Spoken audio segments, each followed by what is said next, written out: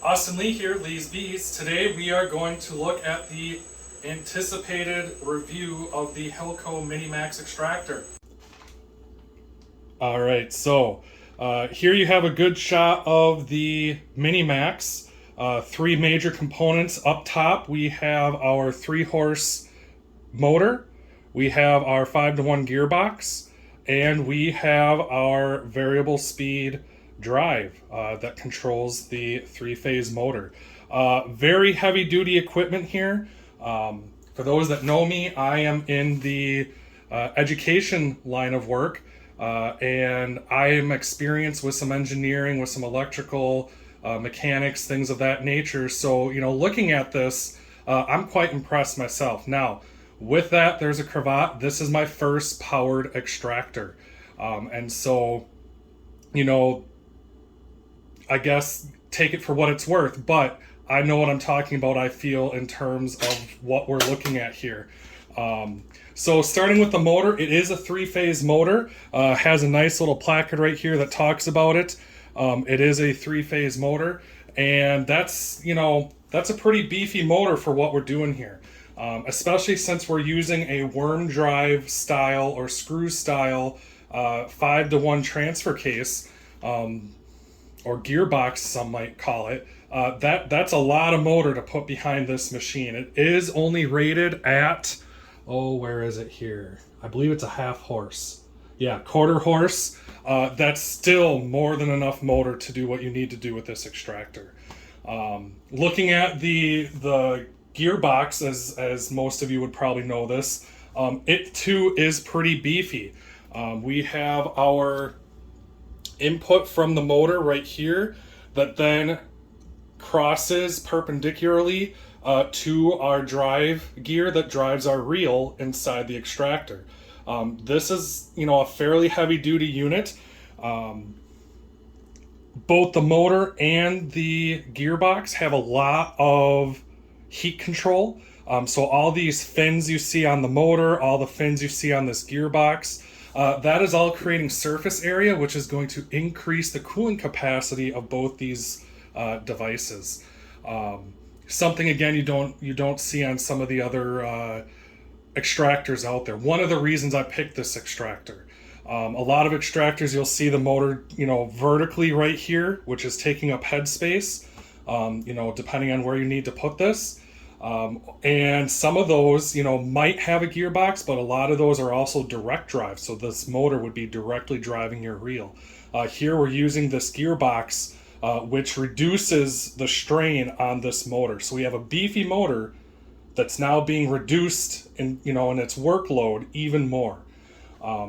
Over here we have a variable frequency drive, I believe. I could be wrong. John might pop in the comments and maybe correct me. But I believe this is a variable frequency drive that allows us to control this motor with a dial. You can control this both forwards and reverse. There is an option. You can select a button here to go forward or reverse. The same dial controls those speeds. And so very well thought out layout here. Everything is mounted on this very beefy bar. I believe this is 3/16 or actually 1/4-inch plate that the transfer case, motor, and variable frequency drive are all mounted to. Good watertight connections on all the electrical wiring, which is also another big plus. Looking inside, that's a feature right there. You hold the lid up and it actually locks into place. I love that.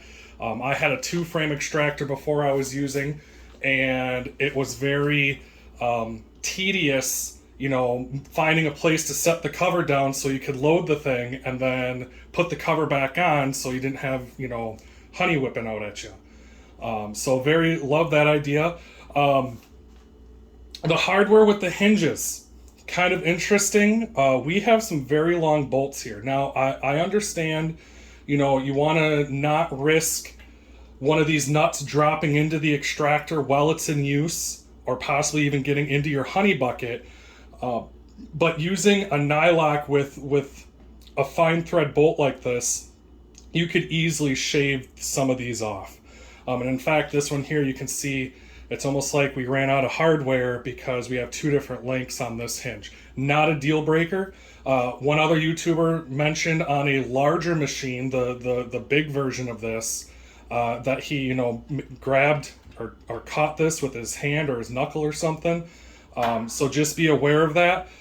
This would be something very easy to just take those out, cut them down, or replace them with a shorter bolt. And with those Nylox, you're going to be just fine. With the reel itself, this is, I believe, a nylon reel, not your standard stainless steel wire reel that you see in a lot of other extractors out there. Jury's still out on that, in my opinion. They do have some metal reinforcement in the nylon here. You can see where the shaft passes through the reel, that there is a metal collar per se that's embedded into the nylon that's going to increase that strength, that hold there. And let's see if I can show it, maybe. No, the frame's going to get in the way. The fasteners that hold the top of the reel to the bottom of the reel, those are also metal, but the two ends of the reel themselves are this nylon. Now, this is a fairly thick molding. Putting my finger under there, it's easily, I'd say a 16th to an 1/8 inch thick or more, and there is also cross webbing. So the nylon wheels themselves were engineered very well. Very impressed with that. How long the nylon molds, John warranties the reels and the bodies on these things. I think it's like 5 years or 10 years, something like that. Crazy long time. So, I would expect that reel is going to hold up at least that long, if not longer. But, in my opinion, jury's still out kind of on that nylon. It's worked well for me so far with the amount of boxes I've put through it. Going down below,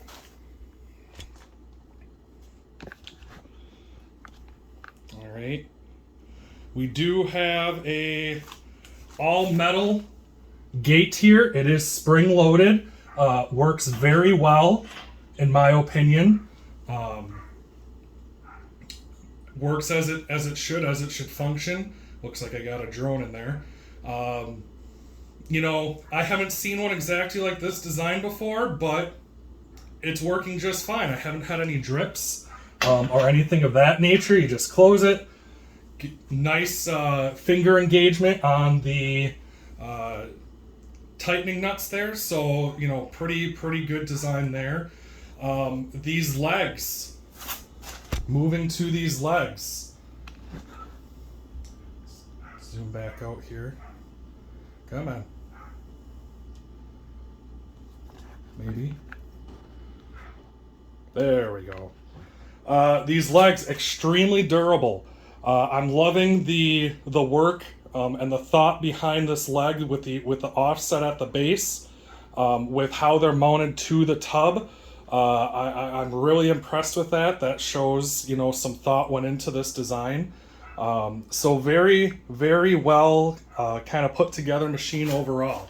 One other thing that I should mention is that at the bottom of the reel, maybe let's see if we can get down in there.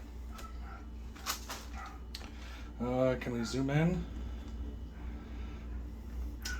At the bottom of the reel, just like a lot of other extractors, there is a ball bearing that the center shaft of the reel spins on.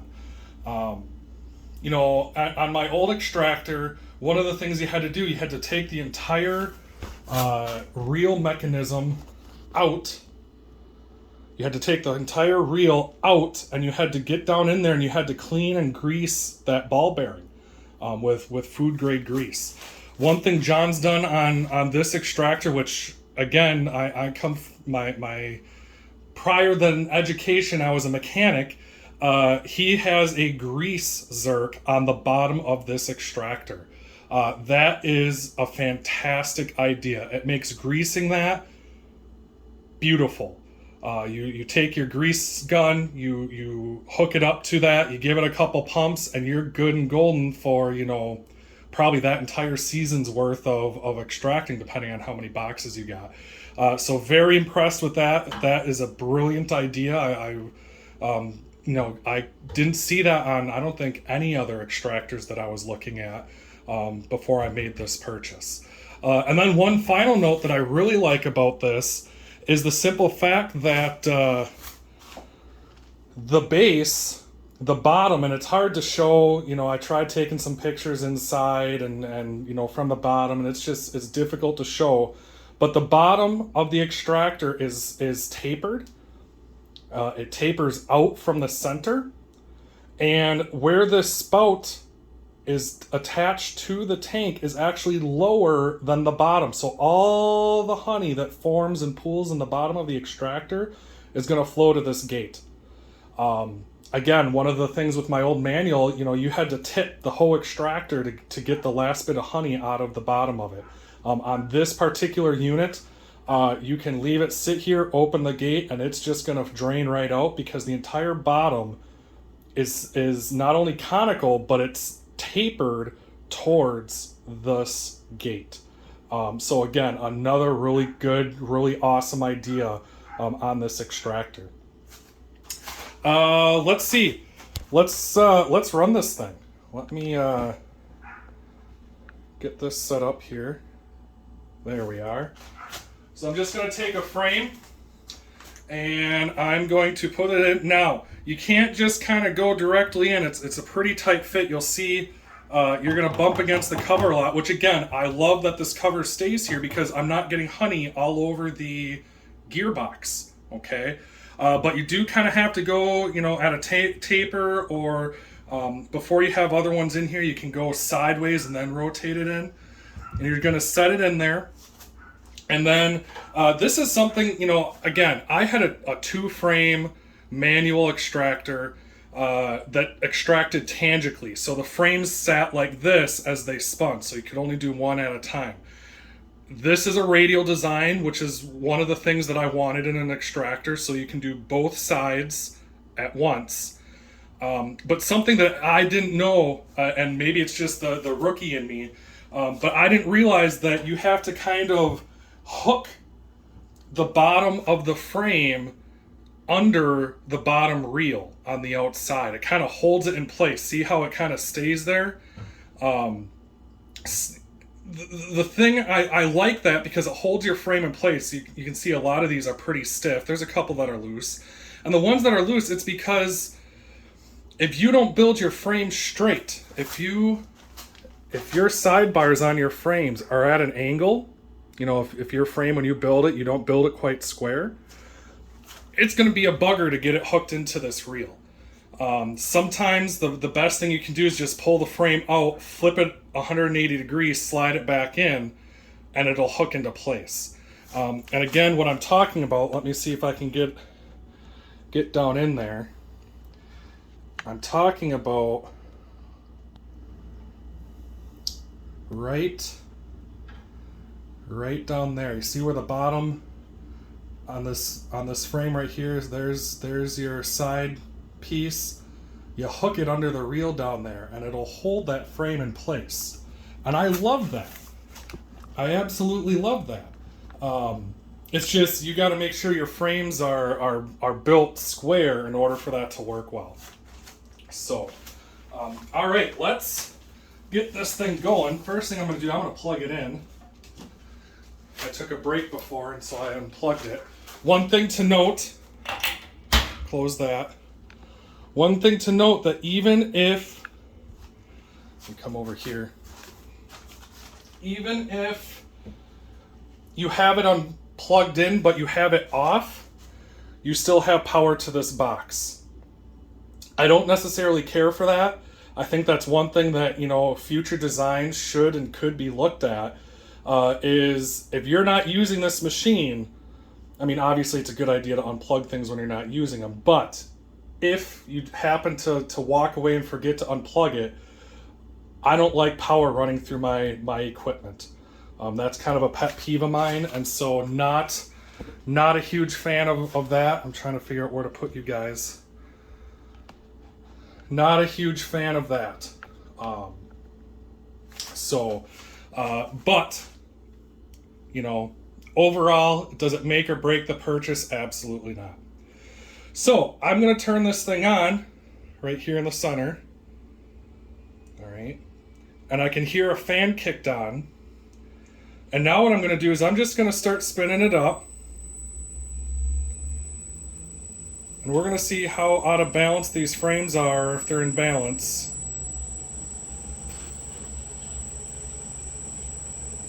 So already, right here, we are basically at half speed. And you can see there's virtually little to no rocking of this extractor. Now, if you have unbalanced frames, if you got old frames with new frames, or you got wired wax with plastic foundation, you need to make sure that you balance this out. Because if you don't, this thing's going to wobble around just like on an out of balance washer or dryer. Okay, it's just going to be all over the place. These were all plastic frame. They were all built this year, all drawn out and filled this year. So as you can see, even at half speed already, you know, it's doing pretty well.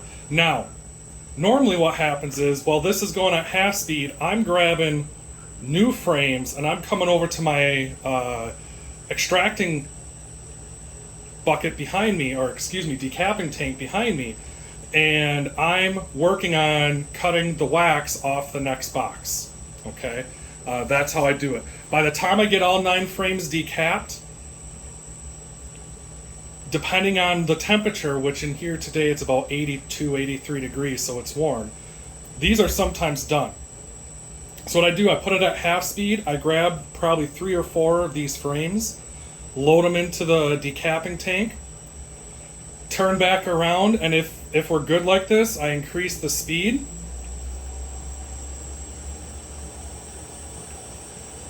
All right, we got just a little bit of rock going right now, not terrible. I'd turn back around and I'd continue decapping. Once I was done with that point, and I needed to get the last 4 or 5 frames out of the super, if this wasn't rocking, I'd turn this up to max speed, decap those, and by the time I'm done decapping those, these frames would be done. Okay. Now, I got that down to, you know, probably 8 to 10 minutes tops, I think. For this video, obviously, I'm not doing that, so it's a little bit different. But, you know, you're going to let this run. Again, we're at, so this goes from 0 to 50 on the scale. We're at essentially 40. It's like 39.8. There's 40. So that's 40 out of 50. So not quite full speed. And you can see, even though we haven't had it running very long, it's really not moving that much. All right. The rubber pads he puts on the bottom of the feet are amazing for keeping this thing balanced. All right. And those sturdy legs as well really keep this thing from moving anywhere.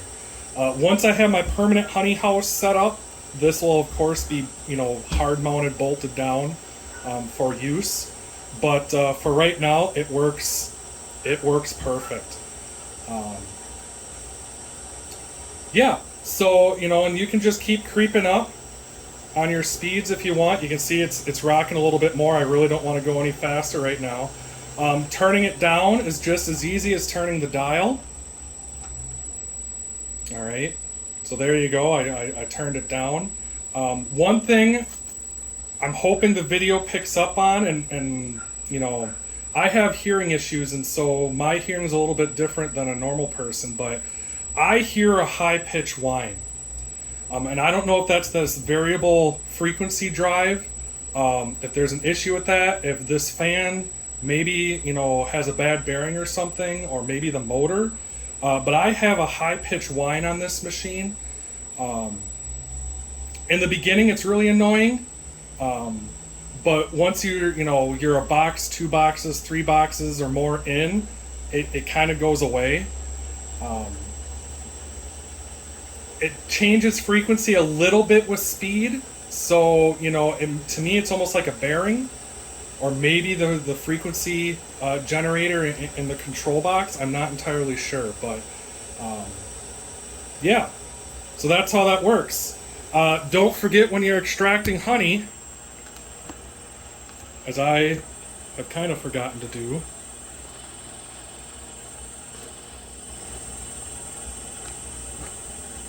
Some of you are already screaming at me for this. Don't forget to open your gate. All right, you don't want to whip up the honey inside the bottom of the tank. Again, everything is flowing to this side to flow out of this gate. And so, you know, it's going to take a minute or two for that to happen, but you really, as soon as you get this machine running, you really do need to make sure you have your honey gate open. So, one more thing I wanted to talk about. I've removed 3 frames here to show that this right here, this is something that comes with the extractor. And what it allows you to do is you're able to install this. There's some holes in the top and bottom of the reel. Get them lined up here.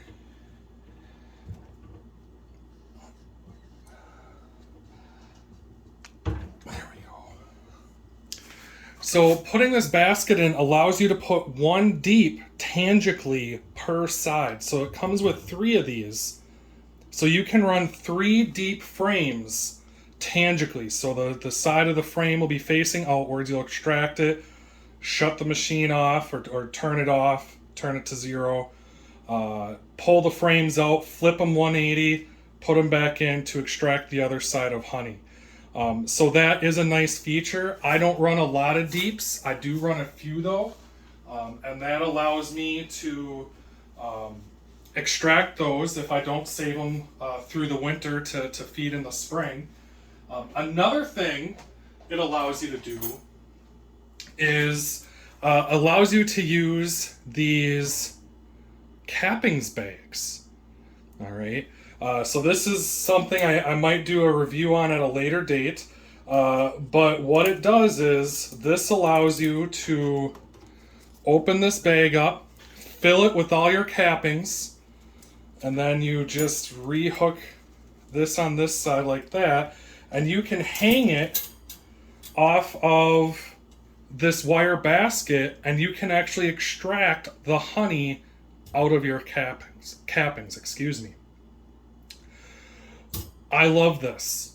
I do have, you know, a 2-box or 2-bin decapping tank that does work, but it doesn't get all the honey out, or not as much as I'd like. So using this allows me to extract virtually all the honey out of my cappings. One thing that I don't like, and John, if you watch this, you know, something to think about. The machine comes with 3 of these. You can opt to purchase these separately, which is just fine. But they should be sold. There should be an option or something that if you buy this machine, you buy 3 of these, not just 2. So I bought these, but I only bought 2 because I wasn't thinking I need a 3rd one, because there's 3 sides, and if you want this to spin balanced, you really should be running 3 of these. Because otherwise, you know, I suppose you could throw a deep in the 3rd chamber, and that might balance it out enough. You know, I'm going to have to try it, or I need to remember the next time I order from Hillco, I need to make sure I pick up 1 more of these bags. So I don't know, maybe make it an option that if you're going to buy these with the purchase of this, John, make it an option to get 3 of these. It's, you know, just like a checkbox that you can check to get 3 capping bags, because you give us the 3 bars, which is great, and I love that. But I would really like to run 3 of these bags, and right now I don't have enough on my list to justify, you know, paying shipping on that 3rd bag. But that's a different story, okay? But I just wanted to cover that. It's because it is another awesome feature about this unit is not only can you run 9 mediums, but you could run 3 deeps or 3 capping bags to actually extract your cappings. Thanks guys for watching. I hope this review gives you, you know, some ideas on this machine. I will recommend this for any hobbyist beekeeper from, you know, 10 hives to 50 hives. This is a great little machine that'll get the job done. I listed a lot of pros today. I'm not going to go over them again, but if you have any questions, please type them in the comments below, and I will answer those questions as best I can. Or I invite John from Hillco or anyone from Hillco to hop in the comments and answer any questions anyone might have about this extractor. I really do enjoy this extractor. I've been doing, I've been in bees for a couple years now. I've used a couple different, manual extractors. This is my first powered extractor, so again, I'm a little biased in my review. But honestly, knowing how, mechanisms and some of the engineering and electronics work, this thing has really impressed me, so I can only highly recommend it. Thanks for watching. Before you leave, I hope I've earned your subscription to my channel. Please smash that like button so that others can see this review as well. Have a good day.